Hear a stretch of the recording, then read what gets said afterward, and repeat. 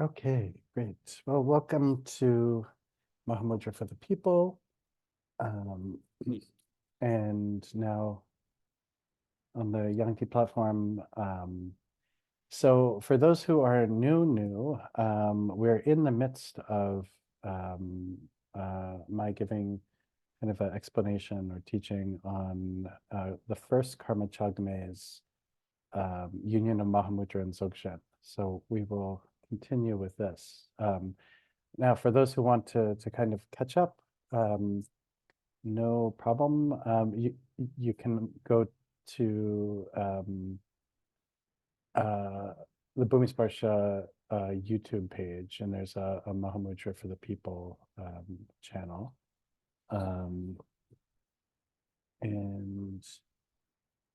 you can see all the previous recordings there. There are, I think, something like 83 recordings there. So actually this morning was the first time I saw it myself. And I don't know how I feel about so much of me being recorded on the internet. Hopefully it's all okay.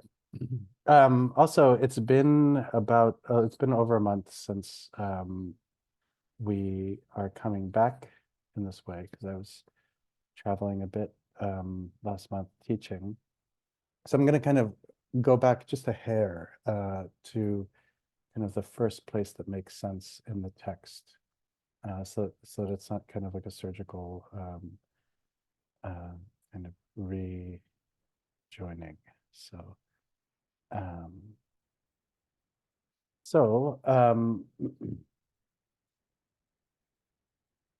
moment to pull this up. Okay, great. So so really where we left off, Karma Chagme was talking about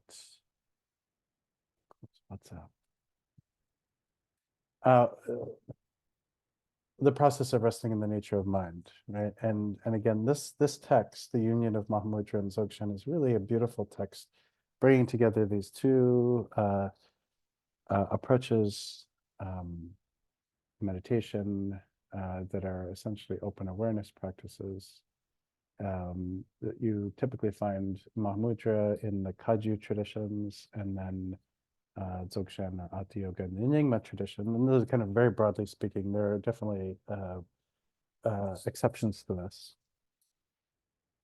But so where we left off, he was talking about the experience of stillness. So this is when there's not a lot of thought activity, and occurrence, which is kind of, you could say, a little bit of a code word for thought activity, emotion, things of this nature. So I'm going to just back up a little bit to his discussion of stillness and occurrence, and then we'll continue on to where we left off.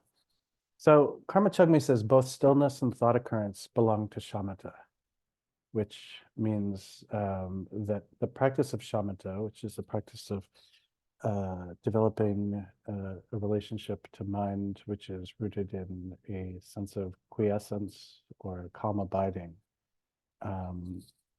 Within this practice of shamatha, we tend to be working with the two things that arise, which is stillness and thought occurrence. So if we take one brief moment to rest, and just kind of quickly try and settle yourself into a meditative state and feel into the extent to which there may be more thought occurrence or more stillness in this moment.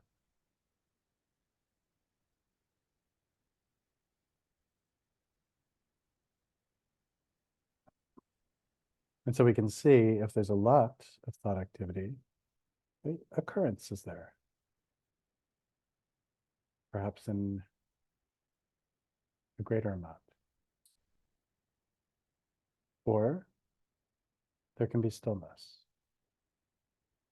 And so within the context of shamatha, stillness occurs, thought occurrence occurs. And then the third thing is insight, right? Insight that their essence is empty. And this arises through the practice of vipassana. Now, in the practice of Ati Yoga, there's a little bit of there's less of a differentiation, I think you could say. In the practice of Ati Yoga, we try and rest into the experience of stillness, thought occurrence or occurrence, and awareness all at one time, kind of simultaneously. Because in a way, there's no differentiation, there's no difference between them, right? As we sit in a meditation session, you'll see that there's a blending, right? This kind of experience of just like waves on water. The highs and the lows, the crests and the troughs are, we could say, symbolically represent or represented by thought activity and stillness. Right? And they're not metered so much that it's thought activity, stillness, thought activity, stillness. But we might have stillness for quite a while. All of a sudden a memory arises, which causes a lot of thought activity. Right? And what undergirds this all is awareness. And within the context of Mahamudra, one begins first with shamatha,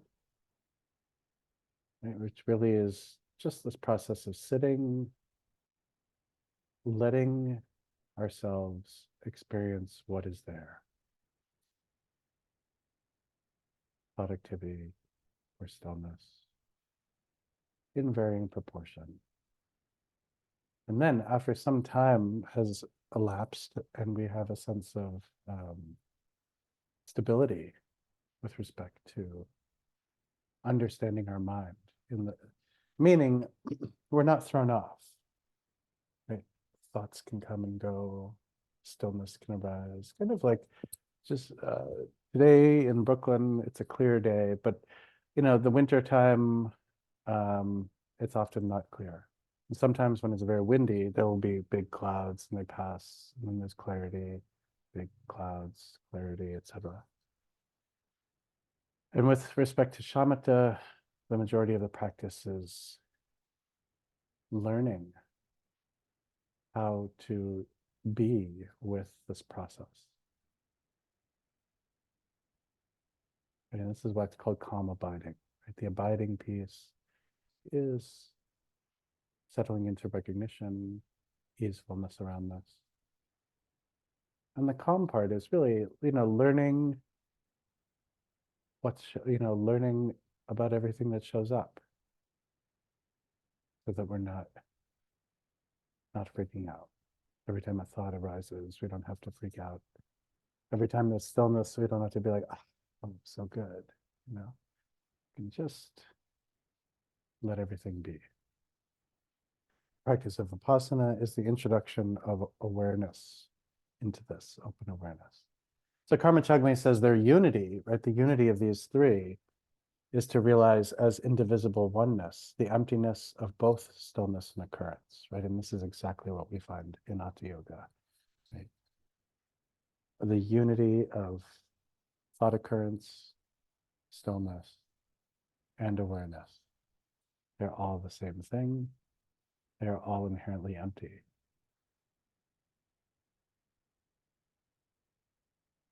Right? And so then he goes on to say, although you have understood this to be so, sometimes when resting in practice, you become exuberant and exhilarated. Your mind gets very fascinated, thinking, this is it, aha. Here I am. I'm so good, whatever. This is what they're talking about. This is what Karma Chagme is talking about, or this is what Guru Rinpoche talks about, or Yutok, or Rangjung Dorje, And, so this happens sometimes. It's almost as if there's a little bit of a split that happens when we begin to externalize the experience. And if that happens, we don't have to get particularly intense with ourselves. He says sometimes, though, it will not remain still, but will be scattered, and mind will move about like the wind. Although you look, it is effervescent and fleeting, with nothing to be found or seen. Then you become frustrated, thinking, oh no, this is not right, it's gone. At that time, recognize the thoughts that occur by looking at where they came from, looking at where they vanish to, and where they remain when they're there. And when you look, over time, you won't find anything. Over time, you'll understand the kind of basic open space from which everything arises. And so he's demonstrating here that it's a little bit of a process, right? Sometimes it's busy, sometimes it's slow, sometimes it feels really ideal. The experience is unfolding just as we read in texts. Other times it's a big hot mess, right? When it's a big hot mess, look at the mess and get curious about it.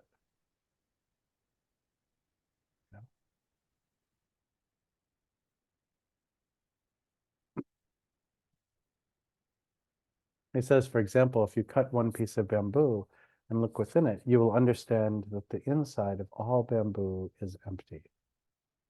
Likewise, when you realize that one thought is hollow, since all thoughts are the same way, there is no reason to be elated about stillness and depressed about thought occurrence. Just as there is no difference between water and its wave, look into the essence of whatever takes place without making distinctions between stillness and occurrence. So, this is really important. We tend to preference stillness over thought occurrence, thinking it is a more rarefied state, right? Or it is preferred. But really what is being pointed out here, and it really doesn't even matter that Karma Chugme is pointing this out, because what each one of us has to do for ourselves is actually distill some experience with respect to this, to really understand that whether it's thought activity coming or stillness, it is exactly the same, right? And so if we're the kind of people that say, oh, I practice meditation, Om Shanti, it's so good, my mind is so calm, there are no thoughts, I'm so, amazing. And then, someone calls you, or you see an email that happens, or you look at the news or something, and then you spin off into some kind of rage. Even that's not so bad, right? Like that rage becomes a place to practice, right? Or the distraction becomes a place to practice. Or the thought activity is exactly the same, right? The same thing is happening, whether there's something going on or not a lot going on. Everything is arising from the same place. And of course, it isn't always very helpful to be told this. Right? What we really need to do is begin to experience. And then there are ways you can do this. Karma Chugme doesn't go into this necessarily so much, but Thakpo Tashi Namgyal, who was a great Mahamudra master who's written a number of texts on Mahamudra, but his best known one is, at least in English, is called Moonbeams of Mahamudra. And in that text, there's a little bit of kind of instruction around placing yourself in situations where, so in one text, one of his texts, he talks about how it could be helpful to have somebody who's a spiritual friend sit next to you or in front of you and just kind of say insulting things to you. Right? Really try and get under your skin. And it's really good if it's somebody who knows you, right? So they know exactly how to irritate you, and then you sit with the sound, right? And you sit with reaction. And you begin to train in looking at where does this come from, right? And where does this dissolve to? Or dissolve into. And so this doesn't mean like, where does this come from? Oh, it comes from my deluded friend's mouth. They're crazy. I don't know why they think this way. Right? It's really when the emotion arises, it's anger, frustration, sadness. Right? Where is it really coming from? Right? Not where is it coming from, in terms of, I mean, maybe if it's helpful for you to track, okay, it comes from hearing these words. Okay, where does it go? Because it will pass, right? These things are not permanent. Right? And practices like this help us to be able to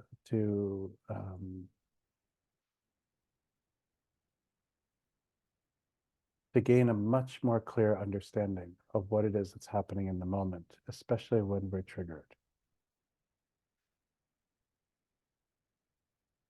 So he goes on to say, when you feel agitated or disturbed, relax both body and mind.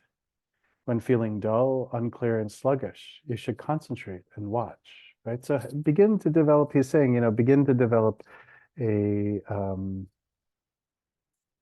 toolkit, so to speak, of knowing how to both tighten and relax as needed to be able to respond appropriately to what's occurring in the moment.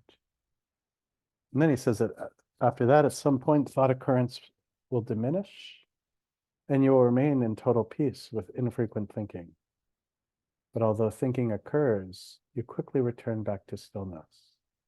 This is named the attainment of stillness, right? So it's good to practice shamatha to this point, right? Where when we sit, there's either kind of what we can maybe call low-grade thinking that's happening, but it very quickly just becomes stillness.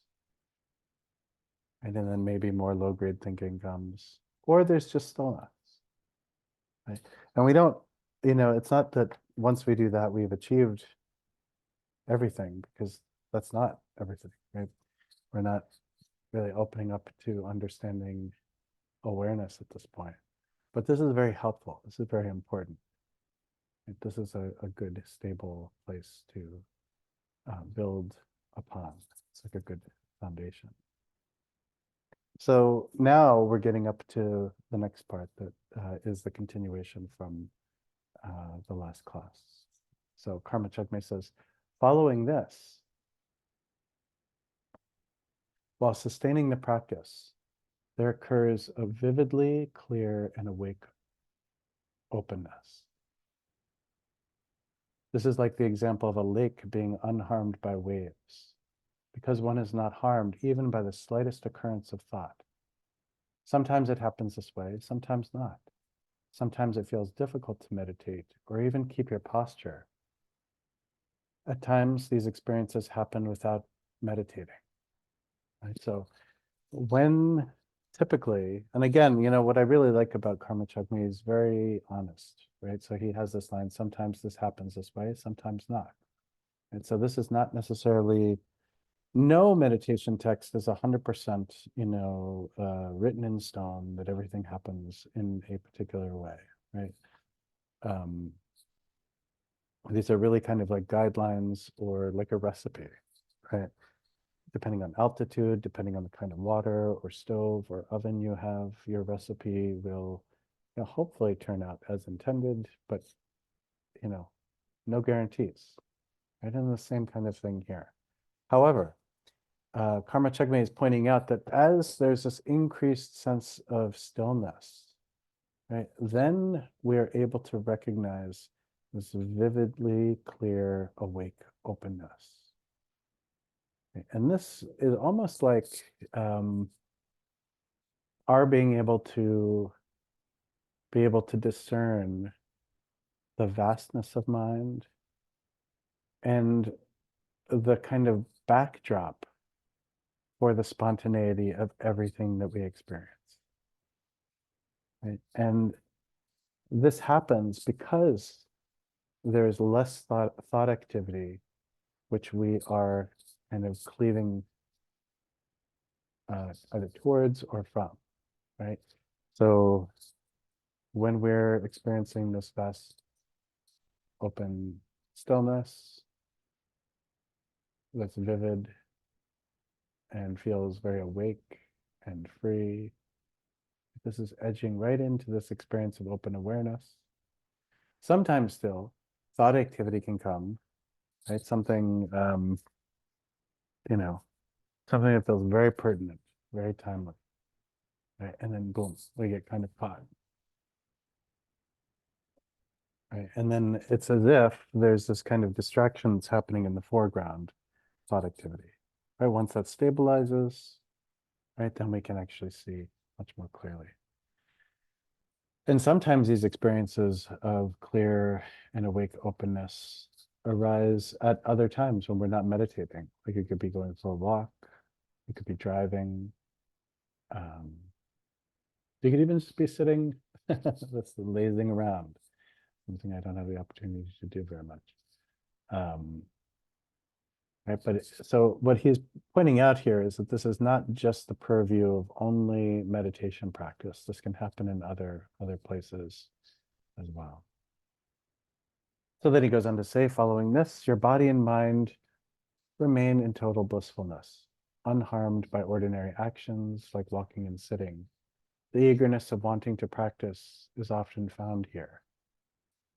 And so,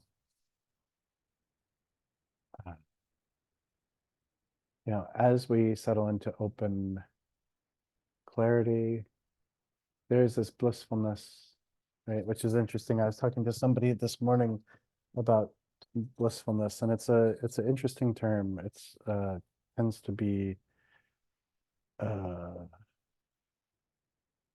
hard to understand, not because we're not smart or it's specifically complicated, but maybe we put too much emphasis on what it is. And this person I was talking with was telling me that he had heard a really good description of it as relaxed ease, right? And so with respect to our mind, we don't always have this opportunity to experience this relaxed ease, but this is the blissfulness that Karma Chakma is talking about, right? Mind and body feel blissful, right? Meaning they feel at ease, that anything that arises is not just manageable, but okay. And maybe even more than okay, complete in the way they're arising. Right? There's no need on our part to necessarily perfect or to make better or to have to do the work to connect dots to make this experience anything more. It can be left as it is. And in a culture where we are constantly fiddling, and a culture that is very active, oriented towards action and activity. If you're not active, you're passive. If you're passive, that's a problem. Right? This is actually a little countercultural, right? Or revolutionary even, right? Sitting and letting everything arise completely. And then he mentions that, the eagerness of wanting to practice is then found. And this is really where we become at this moment, at that time through this experience, we become very exuberant around practicing. Right? Why? Well, because it feels good. Right? Why? Because my mind is not this hot mess. It's not a jumble of chaos. Right? There's clarity, there's lucidity, there's a sense of spaciousness, etc. And he goes on to say, sometimes it happens that you recognize dreams, thinking my experience and realization is excellent. You feel fascinated, attached, and fixate tightly on it. At that time, don't cling, but look into the essence. And so we can recognize dreams while we're in the midst of them. This kind of, experience of lucid dreaming. You find this in dream yoga. But the recognition of dreams is not only the purview of dream yoga. The more open awareness practice you do, the more you begin to actually, even in the dream states, open up into this sense of vast, open, spacious ease. It kind of has a way of leading into and impacting many different aspects of our practice. However, if we get too caught up on the experiences or nyam as they arise, right?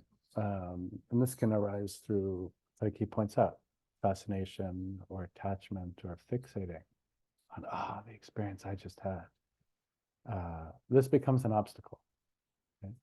So his whole point here is let these things happen, right? But don't cling. And look directly, keep going. Keep going. Good signs are good signs, and that's all they are. Temporary experiences.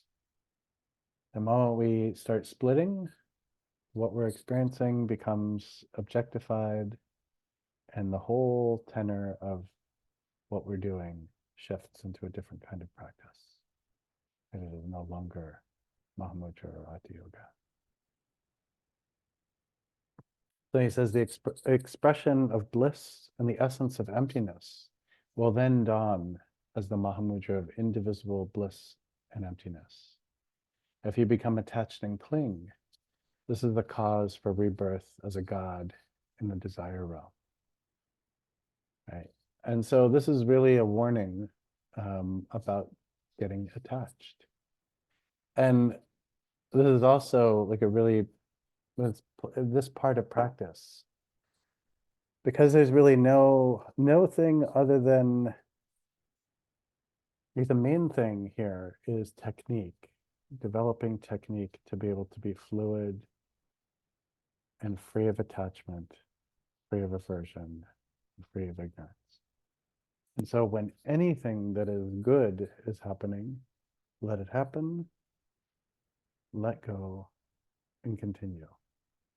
When anything bad is happening, unpleasant thought, unpleasant sensation, right?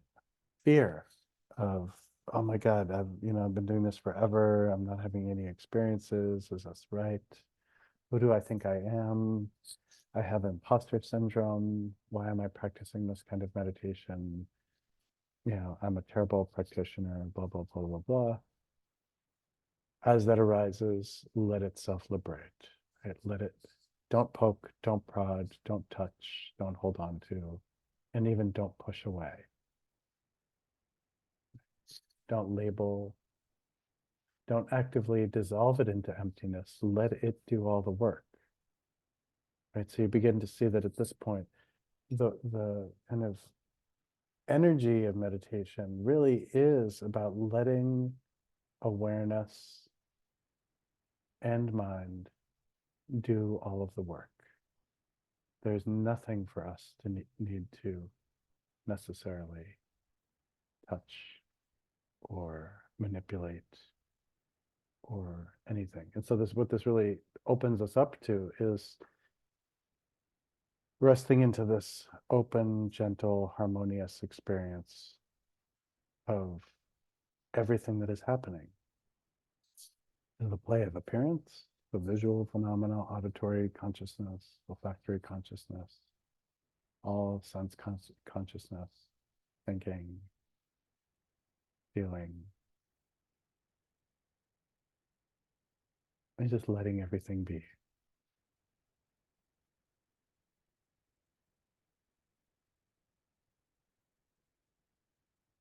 So Karma Chagni says, some people regard thought as being enemies, and they believe that meditation is remaining without thought.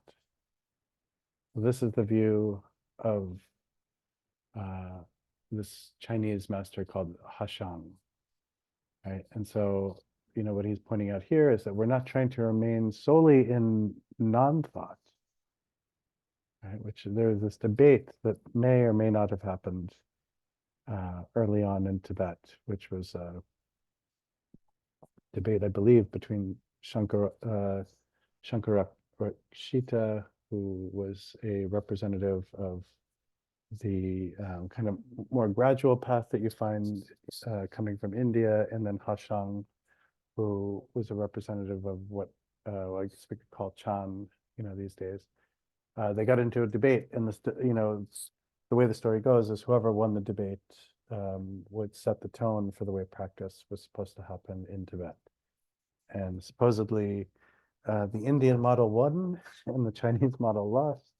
And so this idea of practicing, and the main critical thing, of Chan in this particular line here is this assumption that within the context of Chan, one is trying to remain only in non-thought, right? Whereas Mahamudra and Dzogchen is really about resting into the flow of thought and stillness as it occurs.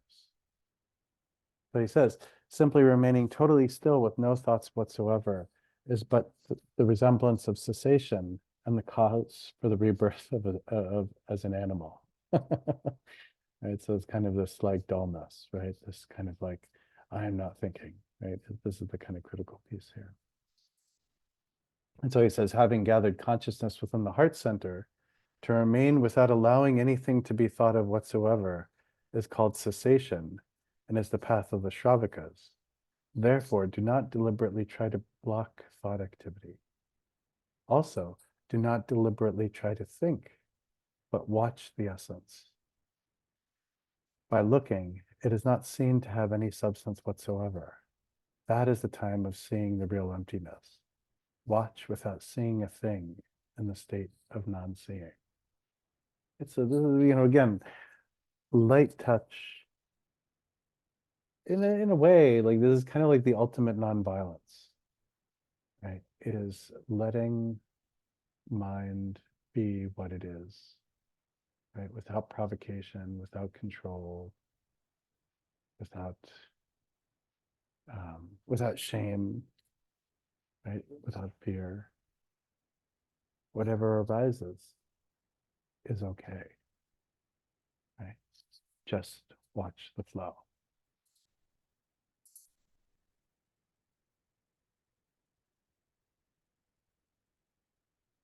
Right? Watch without seeing a thing in the state of non-seeing. Nothing to look for. No thing. And no state of seeing, right? Just in seeing, something to be seen, right? We're trying to avoid this kind of dualism. Karma Chagmi says, sometimes, although you watch, it is unclear and hazy. Thought activity is jumpy and disturbed, and you become frustrated. This is not something to be too upset about. Sometimes you'll have doubt arising as conceptual thoughts. These are only, quote, unpleasant experiences, unquote, and they are nothing bad. Relax your body and mind and direct your gaze into space. Look while letting your mind mingle with the clear blue sky. Your mind will be clarified and wakeful emptiness will dawn. And so there's a certain element of learning to be very distrustful with whatever labeling or assumptions or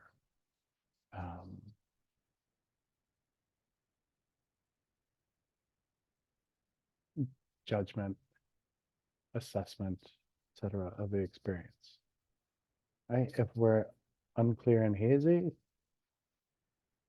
just let it go. If our mind is agitated, relax. If doubt arises, that's not too bad. Relax body and mind and direct your gaze into space. As we do this, we can take a page, from different Hatha Yoga instructions. But the kind of key thing is as we settle our gaze into space, to settle it beyond labeling. To settle gaze without projection. To settle gaze without analysis. To settle our gaze beyond good and bad, essentially. So there's this, I've mentioned this a number of times, there's this instruction to rest like a corpse, right? The thing about a corpse is it's dead. And the thing about, something that's dead is it can't really have preference, right? So, look at something in the room you're in a very kind of relaxed, liberated way, and just let it be, right? Settling your gaze free of analysis, looking free of labeling, meaning looking at something and not worrying about the color, the shape, the value.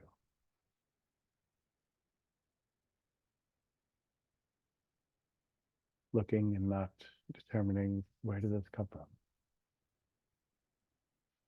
How meaningful? right? Who cares? Just let it be, let it happen or arise unimpededly. This too is, in one manner of speaking, the ultimate nonviolence. Right? Letting things just be as they are. We don't need to force them. We don't need to make them into anything. And we don't need to make everything into our own image. This is what we typically do.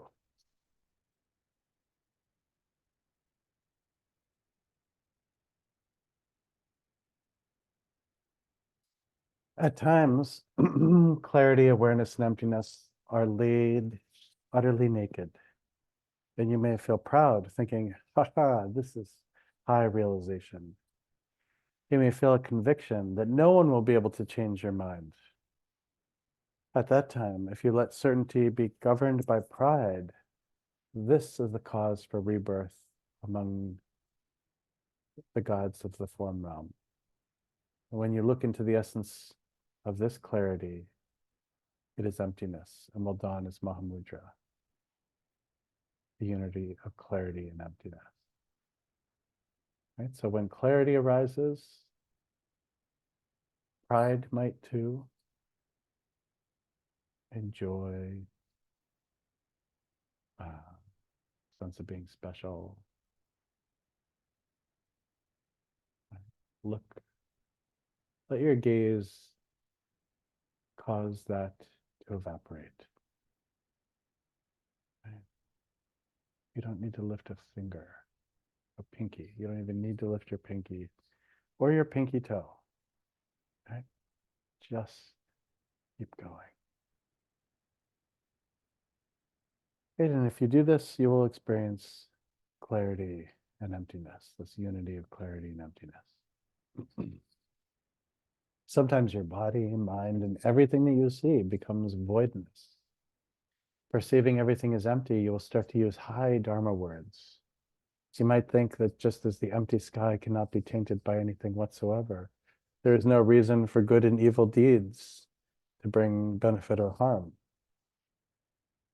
If you keep a wild lifestyle and do not practice what is virtuous, this nihilistic view of emptiness will be the cause of falling into the lower realms. This is called the perverted view regarding emptiness. Although you may perceive everything as empty in that way, maintain the essence and exert yourself in accepting and rejecting that which concerns cause and effect. How do you find this? Like, for example, for those who are in the Mirror of Light program, there's this inclusion of a quote attributed to Guru Rinpoche, who Padmasambhava, who says that, or said that, when practicing Hatha Yoga, you should have a view that is really the essence of Rigpa, right? And conduct that is fine as barley flour. Right? That we can have, these realizations of profound non-duality, where all of a sudden you recognize that all things around me and myself cannot be contained within duality. Right? And this is risky territory. So you could say, risky territory in the sense that sometimes there are people that go out and act that way, and they cause tremendous harm. Right? See this, for example, in this new court case filed against Lama Norla's KTC, right? Where he and his sangha seem to feel like he could sleep with anybody, and in certain cases they really seem to have really enabled that. And so it could be that for some people, their view of emptiness makes things like this, excusable, right? But the point is, right, is just because you have the recognition, it never means that you should go through and perform these kinds of actions, especially when you don't know the impact that it's going to have on others, right? And as we see in a lot of these cases, tremendous harm is created, right? Not just for the people involved, but even the people who hear about them, right? Or even people who are just perusing, maybe a little interested in getting into Dharma, or read something like this, and like, oh my God, why would I do that? You know? So this is really important. I don't think it's necessarily always this dangerous, seductive thing, but it's always maybe useful to err on the side of maximum caution, right? And do what Guru Rinpoche kind of pointed us towards. Keep your view as high, right, as Dzogchen will allow. Your recognition of the nature of mind, the nature of Rigpa, mind being experienced as vast, open clarity beyond all dualities, but keeping your conduct as fine and pure and even as possible. Right? There's no reason to cause harm or chaos.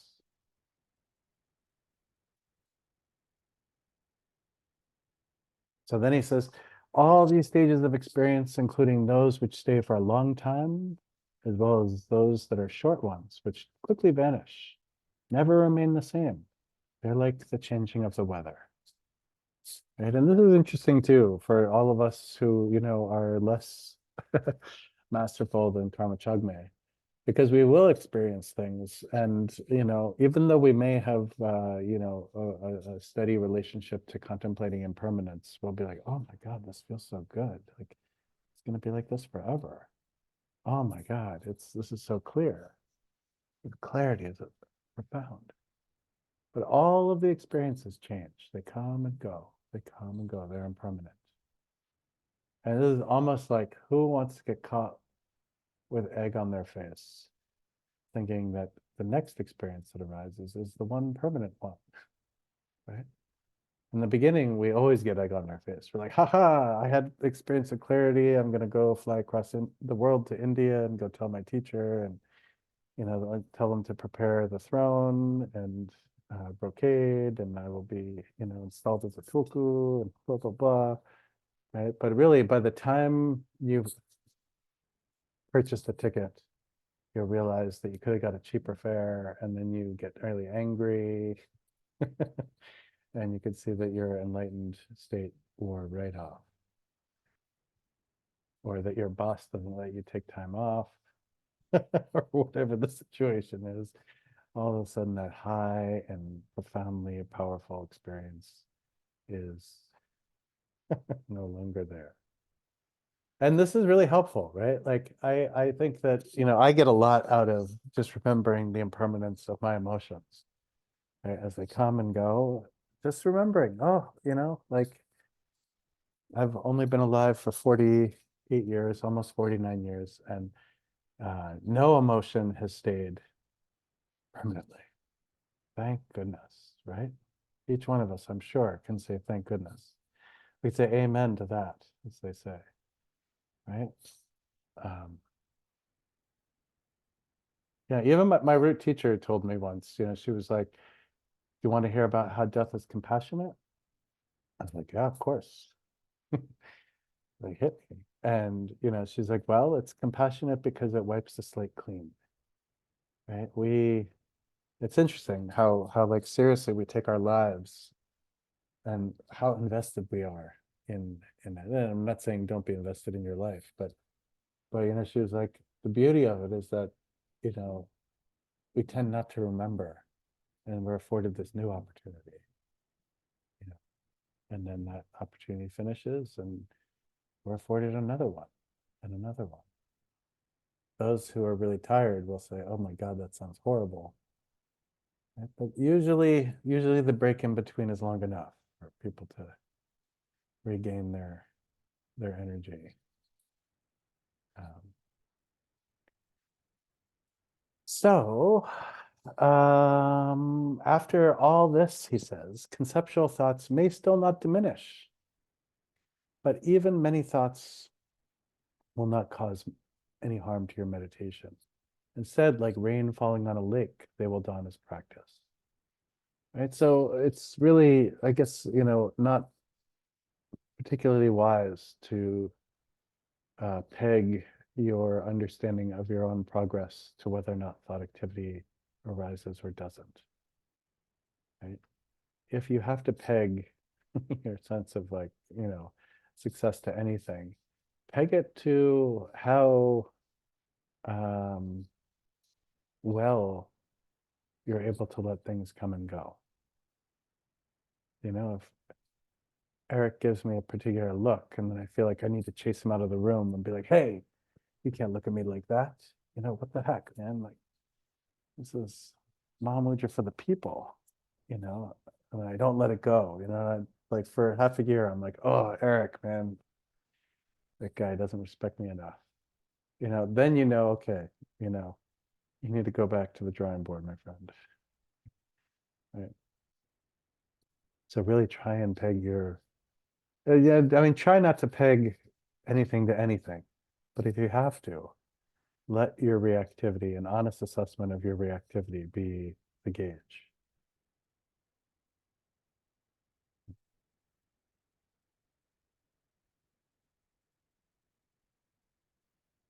Yeah.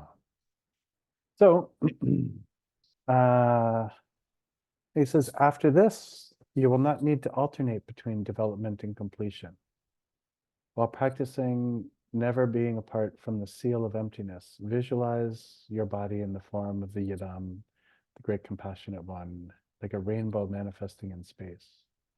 Recite the 6 syllables so that only your shirt collar can hear them. And so,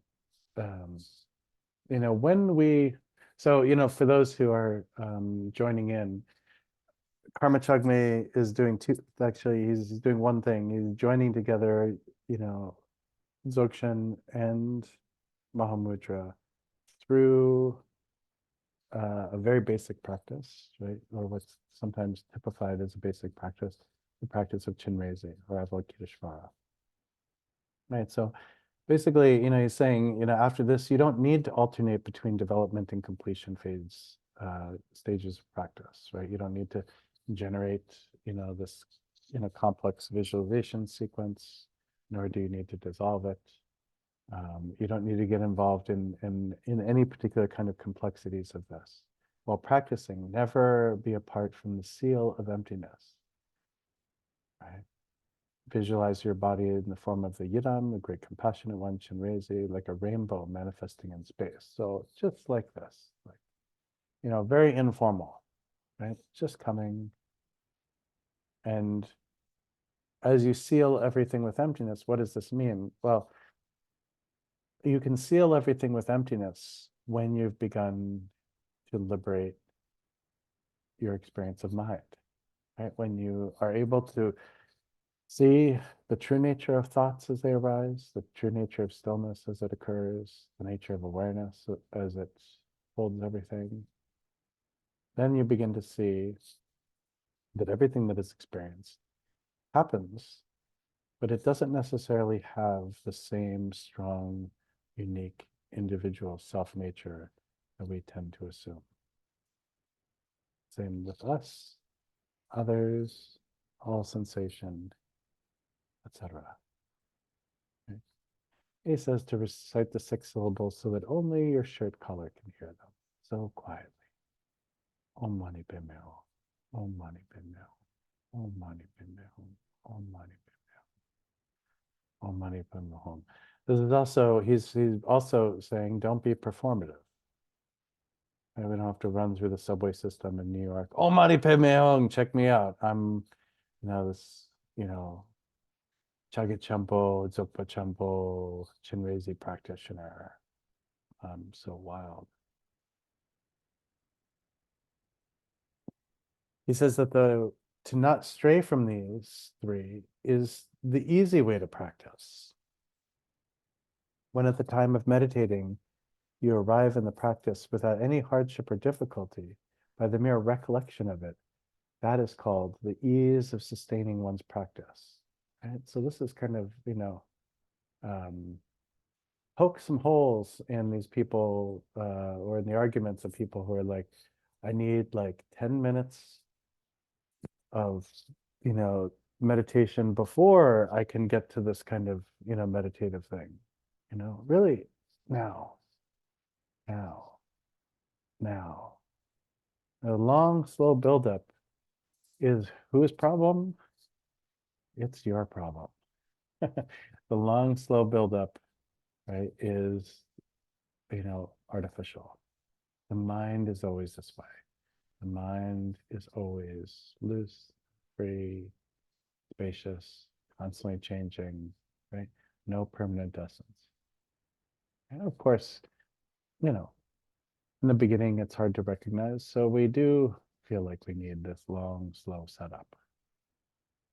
But if we can kind of settle right into this without any hardship or difficulty, this is called the ease of sustaining your practice, right? Just by recalling it, just by coming back.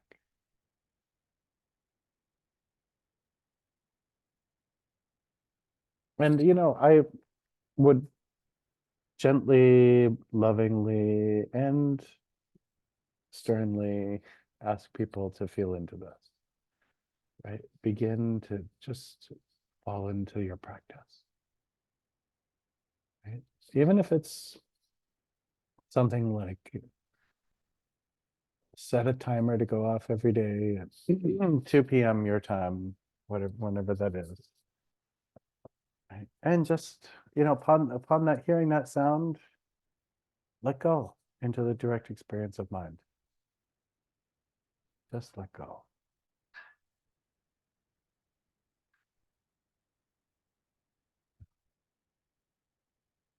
Go to a really busy place, right? And then do that. Go to a place that's uncomfortable and do that. Again, not to make yourself uncomfortable or to torture yourself. But this is the thing, right? Like, if we want to get free, we need to liberate our minds. If we need to liberate our mind, if we want to liberate our minds, being a little thorough about it is important.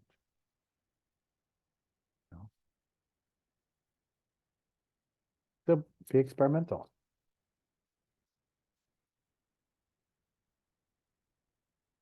The Karma Chugmi says, following this, when looking at the earth, the greenery, mountains, rocks, and so forth, although everything is seen distinctly, it is just like mist and is perceived to be empty in essence. Your mind and space mingle into inseparable oneness, and you might think that your mind reaches as far as space itself. You may think that everything is mind. Mind is devoid of all substance. It is emptiness, which is nothing whatsoever. It has no existence. It hasn't even an atom of materiality. It is not non-existence, since manifold things are manifest. It is something which is neither existent nor non-existent. If you become fettered by the tight grip of these thoughts, you will stray into the four spheres of the formless realm. This is called the conviction of open-ended fixation. So again, what's the best position to take with this? No position, right? Be shady. Don't have a position. Rest into direct open experience, but don't go postulating. Don't go chasing rainbows or waterfalls. Right? Just let everything happen. As I was telling somebody today, it's almost like a particular kind of megalomania with this particular thing sets in, where we're like, oh my God, now I need to like write the modern blah, blah, blah, blah, blah thing. Oh, I had this experience, the one thing, I. No, I had this, I experienced this, I saw that. And again, what is happening in this? A split. Right? All of a sudden we're objectifying everything. Right?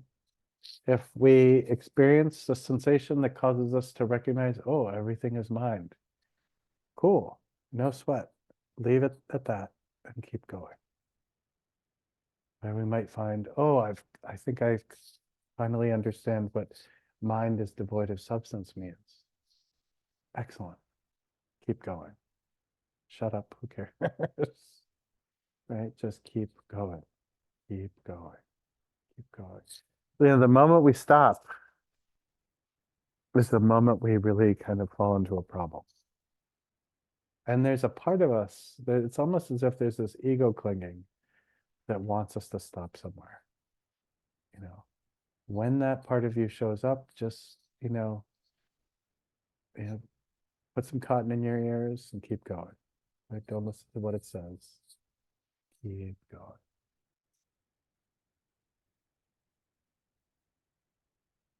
Without fixating, look naturally into the essence of whatever occurs.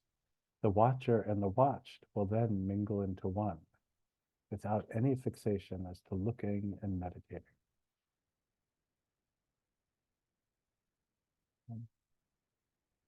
So we don't have to sit and wonder, where is the I?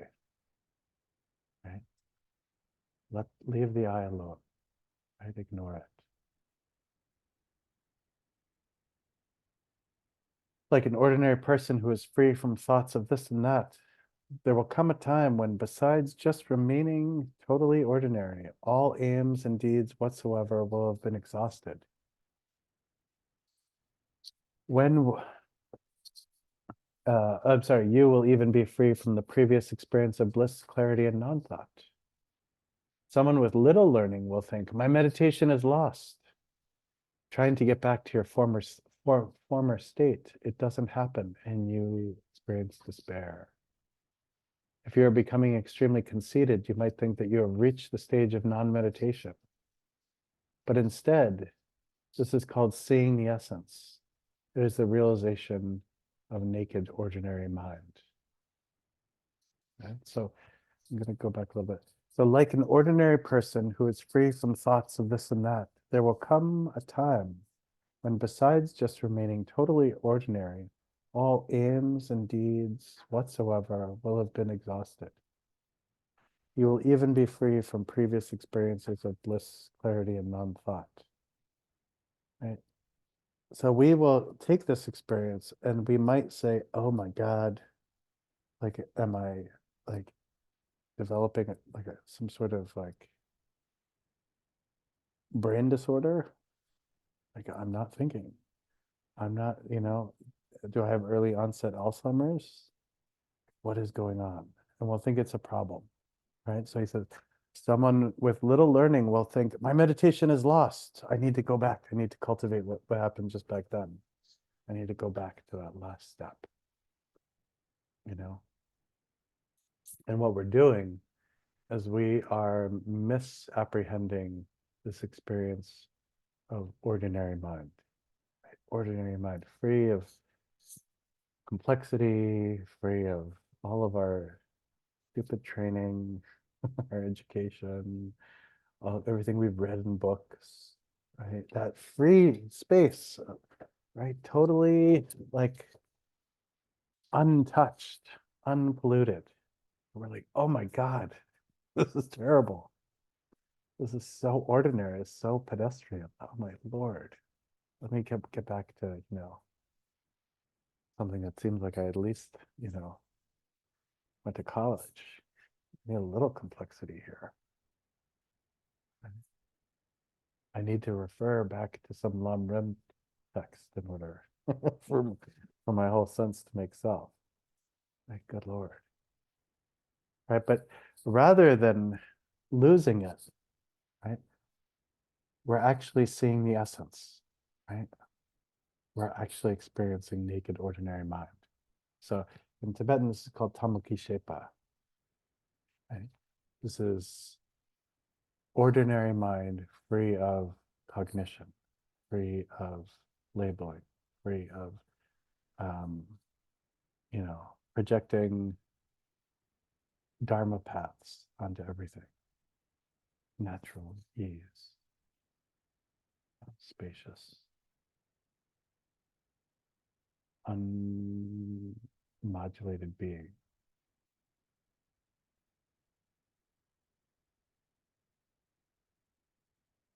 And Karma Chagni goes on to say, resolve all things to be your own mind. The mind is emptiness beyond expression, thought, or description. Although there is nothing to do besides resting naturally in non-fabrication, when you sometimes become distracted, you fail to recognize your essence and stray into the state of ordinary confusion. Recognize this through mindfulness and remorse, the thought, I was distracted. Because as long as you do not remain mindful, you are just an ordinary person. By merely keeping mindfulness, the practice again takes place. At this time, remind yourself again and again through mindfulness, right? Again and again through gentle awareness. When we get distracted. We don't need to be violent towards ourselves. We don't need to, browbeat ourselves. Just come back very gently. Right? And he says, come back gently and you will return. We don't need to architect the return, right? We don't need to plan it. I'm going to zoom right back into bliss. Here I am. Right? We don't have to do that. Just remaining aware. This is what I mean about this, the whole, the body of this practice is really learning how to be able to respond in a gentle, relaxed, non-grasping way to what is happening. This is like technique. If your brush has a lot of paint on it and you throw it at the canvas, that's going to make a huge mess, right? If your brush is laden with paint and you force it in, right, the paint is going to spread and it's not going to last the whole stroke, right? We have to be able to learn how to be able to use these things, right? We have to be able to learn how to be able to settle into a relationship to resting into the nature of mind. Karma Chakra is basically teaching us some of the techniques of how to adjust these knobs.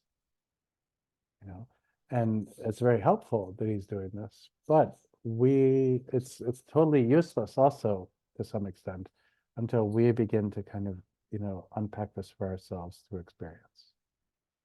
As we do this through experience, then we become fully empowered and aware of the efficacy of our slight adjustments as needed. Does that make sense? Yeah, cool.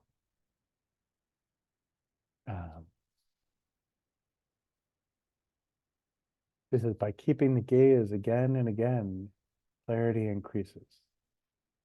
Sometimes practice one-pointedly in seclusion. Sometimes mix practice with daily life. At this point, when you read the scriptures and all the teachings of the siddhas of India and Tibet, they will be in harmony with your mind. Right? So listen to what you need. Sometimes go into retreat, right, into seclusion. Sometimes go about your daily life, right, bringing the view to that. Listen. So I take, like, nowadays, like,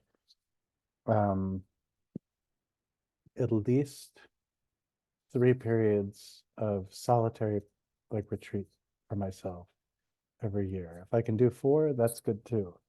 But I try and intersperse them throughout the year so that I can, so that I, in that skillful way, right? Like what feels like a good spread, so to speak, a healthy balance. The length of time that anybody does for this kind of thing is, based on circumstance, right? Whatever you can achieve. Don't worry if it's a short period of time, or, don't feel excessive pride if it's a long period of time, right? Even if it's 4 long weekends a year, right, that you give to solitary practice, try it.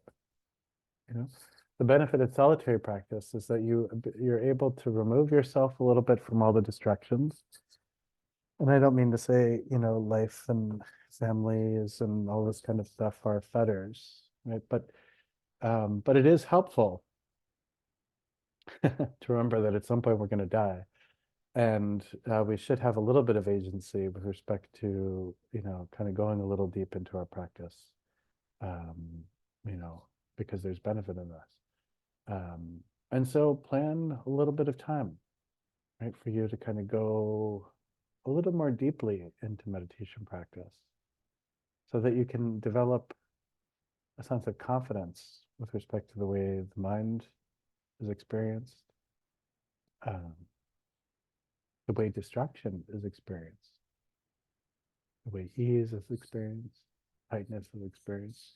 But I think even more importantly is, excuse me, the arc of what happens in these kinds of retreats, right? In the beginning, we'll enter in with one kind of experience, and after a day or two, we'll notice things really deepen. Right? And then we'll notice that the day before the retreat is ending, we start to, we start to get buoyant again, right? In terms of a lot more thought activity. We know we're coming out. We know that there's stuff we're going to need to address. And really understand, but more than understand, savor it, right? The more we know the process, the more we settle into it, the more this can become something that will help us to truly understand the kind of narrative structure, so to speak, of the way our mind works. And then, for those of us, and this happens to all of us at one point or another, we get very precious with our practice and we're like, oh, it has to be like perfectly done, perfectly maintained. That's a perfect time to go out into the least appropriate place to Dharma practice and start to work with your mind there, right? Just to be able to, kind of spread the understanding. Now, the beautiful thing is at some point you're going to understand that it doesn't matter where we are. The same thing happens no matter where we go. When we're in retreat, when we're out of retreat, when we're going shopping, when we're voting, when we're protesting, when we're building a campfire, when we're daydreaming, right? When we're doing something very serious, right?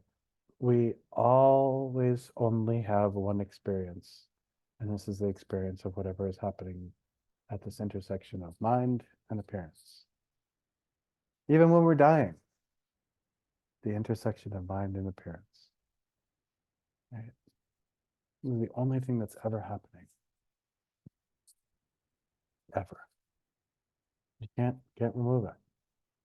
Even when you're dead and you're in the bardo, mind and appearance.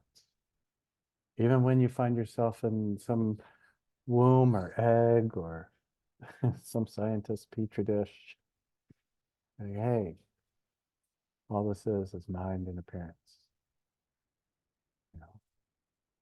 All there ever is. And that's a lot. There's a lot in there. There's enlightenment is always a possibility in each one of these places, right? Liberation is always a possibility. Generosity is always, applicable. Compassion is always applicable, etc. And at this point, when you read the scriptures, all the teachings of all the siddhas from India, or Tibet, or Bhutan, or Nepal, or Central Asia, or whatever, will all be, they'll be in harmony with your mind. They'll make sense, right? You'll be like, yeah, I understand you, Sraha, or Magpopa, or whomever. Like, totally. Yeah. Parmachagni says that if your diligence is great, you will repeatedly recognize dreams. If your exertion is slack, the number of recognitions will diminish, right? Real easy. Well, if you apply effort, things will happen. If you don't apply effort, fewer things will happen. Right? The real grandfatherly advice he's giving. He says, following this, all of the external world and its beings, through their appearances, are individually distinct and clear in their essence, just as ice melts and becomes water. They will all mingle inseparably with emptiness and mind. If you meditate, they are mind. And if you don't meditate, they're also mind. You will then recognize that mind is emptiness without concrete existence since the beginning. This is the essential point of original emptiness without distinctions, such as meditating or not meditating, being distracted or not being distracted.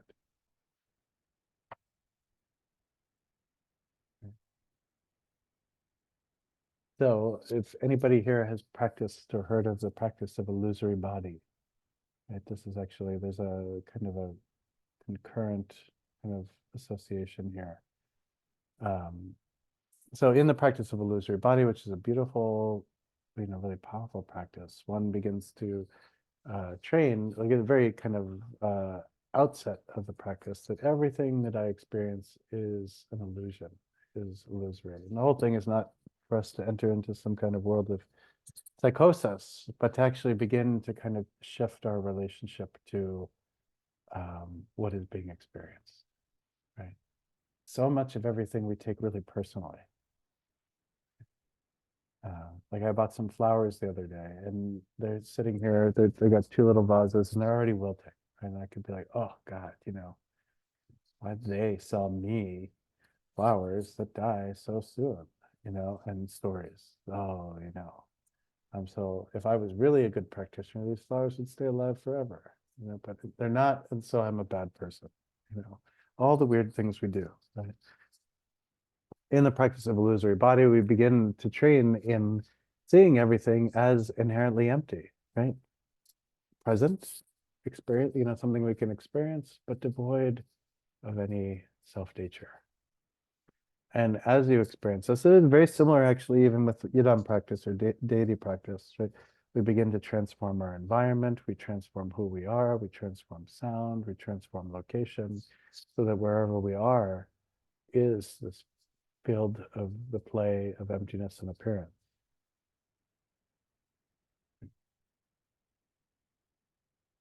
When our practice really moves in this direction authentically, right, this opens up this essential point of original emptiness without distinction, right, without distinguishing between meditation and non-meditation or distraction and non-distraction.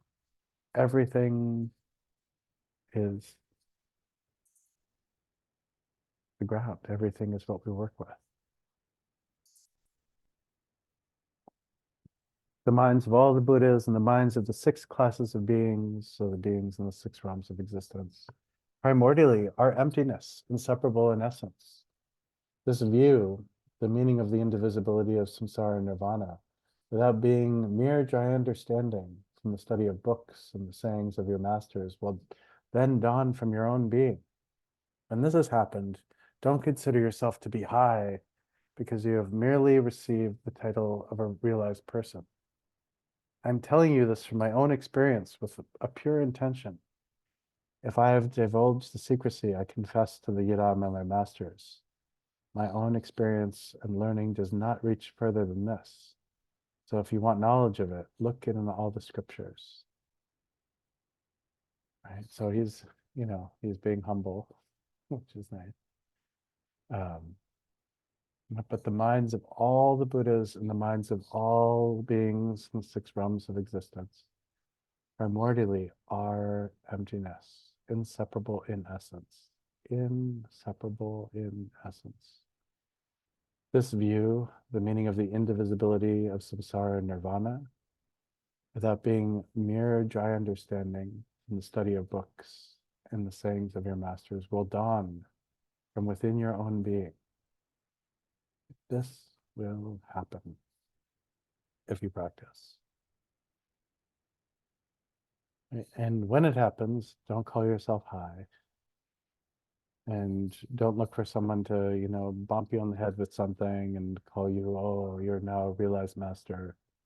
You can have business cards printed and a website made and you charge a lot of money and develop all this stuff. Right?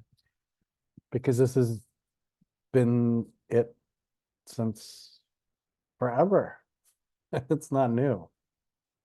right? Every time we, experience some kind of clarity, we act as if I just created it. Oh my God, I just realized it. Oh, me, right? But it has been this way forever. Now it's kind of like the Buddhas are like, whoa, man, took this person a long time to recognize the way things have always been. And they're still very kind to us, right? They still cheer. Like, yay.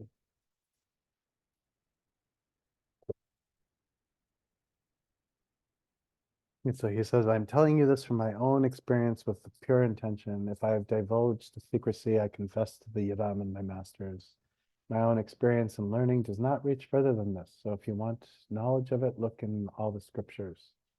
As to the so-called sealing, by means of the dedication of threefold purity, of all the conditioned and unconditioned virtue, just as the example of directing a horse with reins, there may be many ways of explaining this threefold purity, but it will be sufficient just to dedicate from within the state of this practice. Make aspirations to be reborn in Sukhavati, so in the pure land of Amitabha, since it is easy to take rebirth there and has immense benefits. Cast away all doubt about whether or not you can be reborn there, since the certainty of rebirth there is the aspiration of the Buddha. And so Sukhavati, so Amitabha in the Sukhavati Voya Sutra says, anybody who wants to be reborn here can be. It is a really compassionate thing. And so this line, since the certainty of rebirth there is the aspiration of the Buddha, this means that this was the aspiration of Amitabha. And so you don't need to worry. He's done all the work.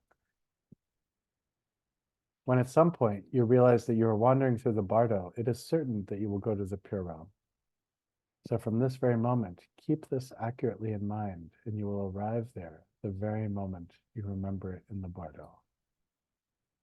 And this is where this part of the song ends. It's good. Good place to end.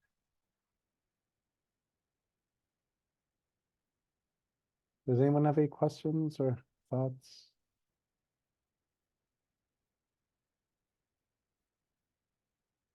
Yes, Anne. You need to unmute yourself. That will help. I just, one thing that strikes me, I mean, there's so much there I can't even fathom. I would have to listen again, obviously. But the one thing that you can do to keep yourself safe and productive in practice and maybe not go astray is set intention and keep on setting intention. And the distance between us and the masters, or us and anybody else for that matter, I don't know from experience, but I do accept that there's not a great distance, and to ask is to receive. And so those two simple principles seem to me a good place to start. And, and that's kind of where I got to, really. That's a good place to start. And yeah, that's just what struck me from your teaching, because I mean, it was massive. That, like, I've never heard the teaching, that much teaching in that short space of time that encompasses just about everything. And that was an extraordinary thing.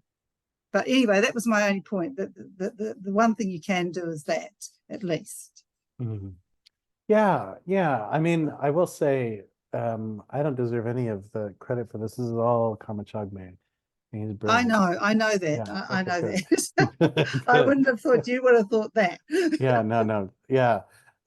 I mean, I agree with you. I mean, I think, the fundamental intention here is the primordial purity of every being's mind. And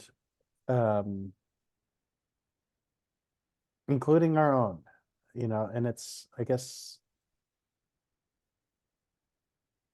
settling into this has a lot of implications.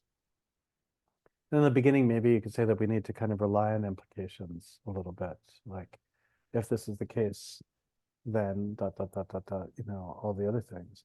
But the more we begin to openly train in, especially with respect to, in the context of Mahamudra, shamatha, and then vipassana, and then settling into open awareness with the understanding that mind is primordially pure. It might feel like inch by inch we're getting there, but we're actually, sometimes that inch by inch, those are big, huge steps. And I think this is something that is able to, essentially appropriate and practicable by all people, because all we're doing here is reclaiming, our natural seat, right? Each one of us is this way. And even with respect to like karma, because of the very nature of the way karma just is, right? This constant flow of change. When we begin to even feel into that, then it means that appearance is not particularly reliable, right? In that way that we seem to rely upon it, right? In terms of everything being really discernible. The person sitting on a bus or subway next to us might be a Mahasiddha, or somebody here might be, a Mahasiddha. My root teacher pointed this out to me often. She'd say, anyone, we'd go to this marketplace and she'd say, anybody here could be completely awakened, right? And it's important not to judge or not to come up with ideas about this. And the more we're able to do that, the more quickly we move towards awakening as well. But it's hard because, what are we struggling with? We're struggling with a lot of our ideation. And, we have a lot of experiences during our life which help us create, particular reliance on particular ideas and concepts and all this kind of stuff. And so there's also a certain element of real gentle self-compassion we need to be able to hold as we release a lot of the habituation that we've created over time. But as we do, I think the process can move, the rate with which things unfold can increase if we're gentle and relaxed about it. Sometimes if we get really tense and tight and overly analytical, we'll get stuck someplace. And you can get like he points out in all these places, right? You can get stuck here, you can get stuck here, you can get stuck there. The one way you get less stuck is by practicing like a mountain river, right? Being, free and easeful and, okay, I'm having this experience now. That's right now, not going global or judging ourselves, the situation, our practice based on what is experienced in this moment. There's some, I want to say,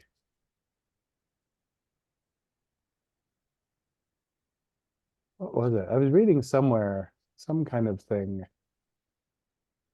It was the Greeks. I think it was the Greeks. The ancient Greeks discovered that and I don't know how, it was like, I don't know. I'm not particularly smart when it comes to science. So it was the ancient Greeks who said that there's one particular philosopher that if you stand in the river like now, and then stand in the river 5 minutes from now, the same atoms, of the water won't be there, right? So you're not standing in the same river, right? Which is really interesting, right? So this is kind of like the nature of our mind and experience. Everything is changing, including our own judgment about the situation, right? So one of my sons had a kind of stomach bug yesterday, so he was home, and it was a rough day for him, right? But 24 hours later, it's an incredible day. Running around and you know, being really engaged and, you know, having fun and being cute and all this stuff. And, you know, the other day it was a different thing, right? Everything is constantly changing. One thing that like causes our suffering is when we take a picture and then we're like, that's what it is, you know? So having this kind of free, easy flow, we'll get there. Each one of us. Is that helpful? Yeah. That is helpful. That is helpful. Yeah. Just having enough to work with is helpful. Yeah. Yeah. And like I mentioned before, we have the same amount to work with every day because every moment is it. There's no, you don't have to go to India or, you know, Japan or Nepal or Bhutan or Tibet or Mongolia or whatever. Because you get off the plane, what do you have? Experience. You know, the same. Sean.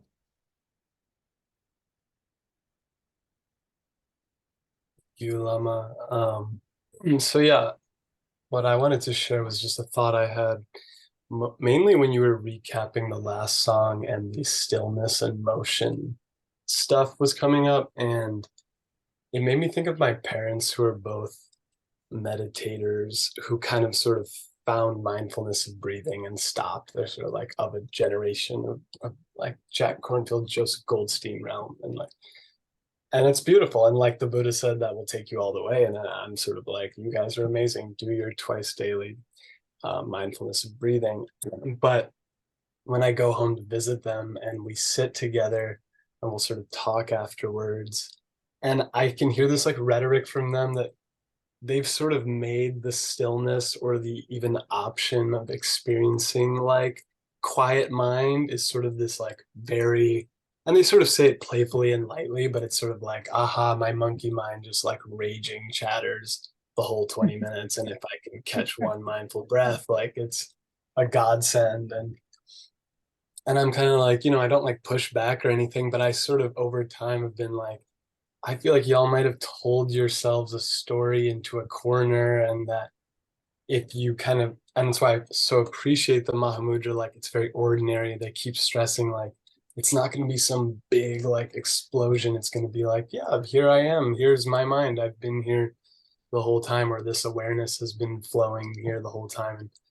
And I just feel like, yeah, I see them sort of like they put it out of reach. They put the experience of like the quiet, spacious mind, like, well, maybe someday, you know, or whatever. And been sitting for decades, like twice a day, you know, it's very good practice. But I'm like, oh, I wish I could give you the Mahamudra thing of like, it might be brief, it might be a little moment and fleeting, but like, I bet you there are more still, spacious moments of mind in their sits than they're even like, and I don't know, just sort of the danger of like pedestalizing and like stillness and motion and favoring. And yeah, I wonder if you have any thoughts. Yeah, no, that's I mean, I don't have a ton to add. You were super clear. I think yeah, but I mean, I do think that we all have to kind of be careful from time to time about what we idolize and why. And I think the other thing too is like trusting into not just the potential for realization, but the inevitability of realization, right? Like, I think the thing, you know, Mahamudra and Dzogchen both point out that this is inevitable, right? This isn't the kind of thing where it's like, oh, maybe one day, right? It's like, no, definitely one day. And if you can be relaxed and not take yourself seriously, maybe today, right? There's like in the Milarepa Guru Yoga, there's this, you know, there's this line that one repeats, it's been stolen, I think, from the Saraha Guru Yoga, actually.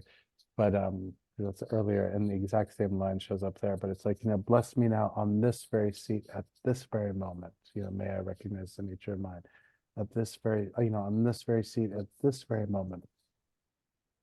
And, you know, my root teacher did point out to me, you know, she's like, whatever you think you're going to need, you're going to have to go through, right? If you think you need this long, slow process, you're going to need to go through that long, slow process. If you can keep yourself open to like, you know, the suddenness of this, or the inevitability of this, or the, you know, the one lifetime aspect of this, then, you know, then that's going to be there, you know.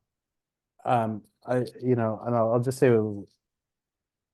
Boka Rinpoche, previous Boka Rinpoche, would often talk about, you know, enlightenment being possible in one lifetime through the practice of Mahamudra. And, you know, that sometimes for some people was like unbelievable to hear, especially folks who practice, you know, also other forms of Vajrayana, but who had been kind of told that, oh no, it's going to take a long time, you know. So,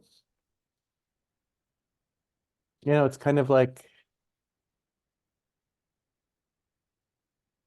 it's not to say there's no real specific language necessarily about this, but like, you know, with Mahamudra, there's settling into the gratitude of the potentiality of every single second, you know, and that allows us the opportunity to be able to experience every single second in a way that's really free and as you point out, right, free of the fear that you know, oh man, yeah, I hope this happens eventually, like, but I don't know, you know.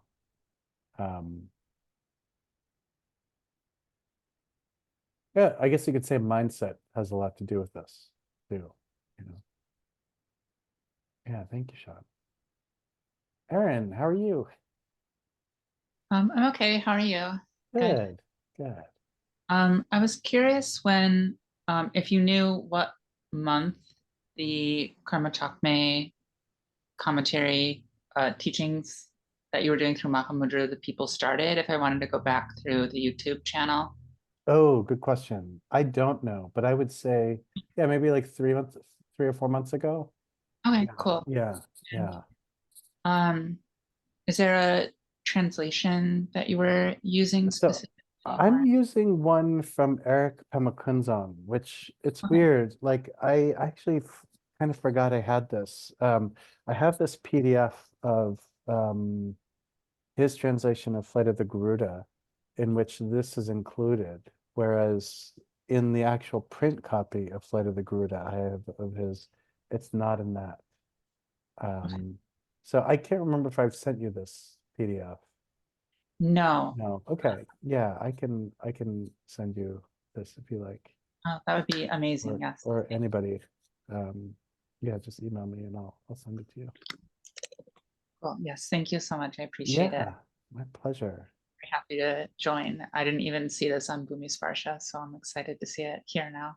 Yeah, oh yeah, great. Well, I'm glad you're here. And yeah, all of these will be recorded as this one is being recorded right now, and we'll put this up ASAP or stat, as they say in the medical Perfect. community. Yay, yeah, excellent. Well, thank you all for being here and for braving the new technological requirements, you know, associated with this being on the Yangti platform. Really, really grateful that you're here. Really grateful that this is all continuing. So we'll put the recording up.